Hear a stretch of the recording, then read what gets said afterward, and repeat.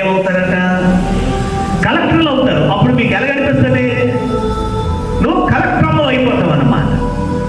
అందుకే తల్లులు ఏం చేయాలంటే పిల్లల కొరకు అలా కన్నీళ్లు కార్చాలి, వ్యర్థమైన దాని కొరకు కాదు.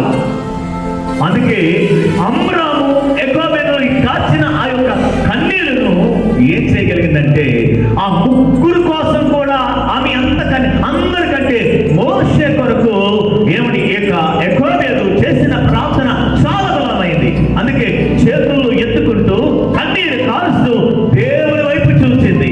దేవుని వైపు చూసిన ఆ మోషే ఏమైపోయాడంటే ఈజిప్ట్ దేశానికి, ఆ సామ్రాజ్యానికి ఏమంటే ఆ ఫరోను గడగడలాడించిన వ్యక్తిగా దేవుడు తన్ని మార్చాడు. హల్లెలూయా.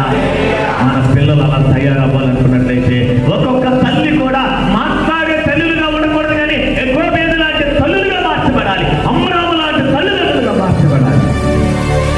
హల్లెలూయా, హల్లెలూయా.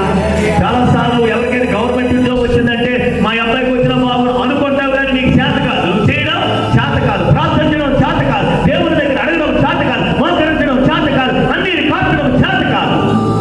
ఎప్పుడైతే నువ్వు కన్నీరు కార్చావు, ఎప్పుడైతే దేవుని సన్నిధిలో అప్పగించి దేవుని వైపు చూస్తామని పిల్లలు, దేవుడు తప్పకుండా వారిని జ్ఞాపకం చేసుకుంటాడు. నేను అంటాను, ఎంత ఏడ్చుంటుందో తల్లి, యెకోబేదు ఎంతగా కన్నీరు కార్చుంటుందో చూడండి.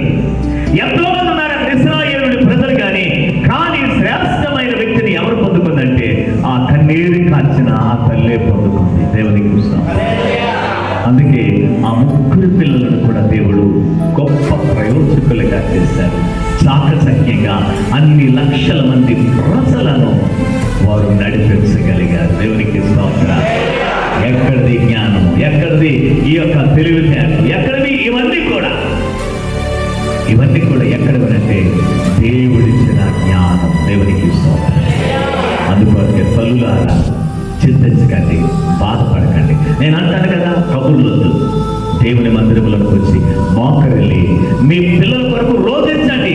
వారు మార్గం తప్పిపోయినా, మీ చేతులు దాటిపోయినా, ఒకవేళ మీ మీద తిరగబడే వారిగా ఉన్నప్పటికీ కూడా వారి మనసులను మార్చగలిగింది ప్రార్థన.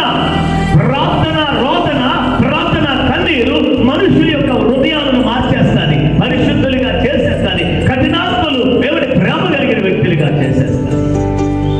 ఈ రాత్రికాల సమయమందు ఒక్కొక్క తల్లి అలా ప్రార్థించినప్పుడు మీ పిల్లలను దేవుడు ప్రయోజకులుగా చేస్తాడు. హల్లెలూయా, హల్లెలూయా. అందుకోసమే తల్లిదండ్రులు ఏం చేయాలి? మోకరించి పిల్లల కొరకు వారానికి ఒక్కసారి మీ పిల్లల కొరకు మీరు ఉపవాసం ఉంటున్నారా? ఏమని మీ పిల్లల కొరకు మీరు కన్నీరు కార్చగలుగుతున్నారా?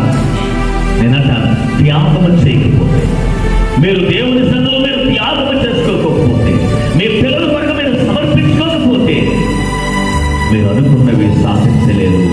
మీ ప్లాన్లు అయినా ఉండిపోతాయి, మీ ఆలోచనలు ఉంటాయి. నా కొడుకు ఇది అవ్వాలనుకున్నా, నా కుమార్తె ఇది అవ్వాలనుకున్నావు అనుకొని ఆ ఆలోచనల వరకే మిగిలిపోతాయి తప్ప ఉపయోగం లేదు. అదే మందిరం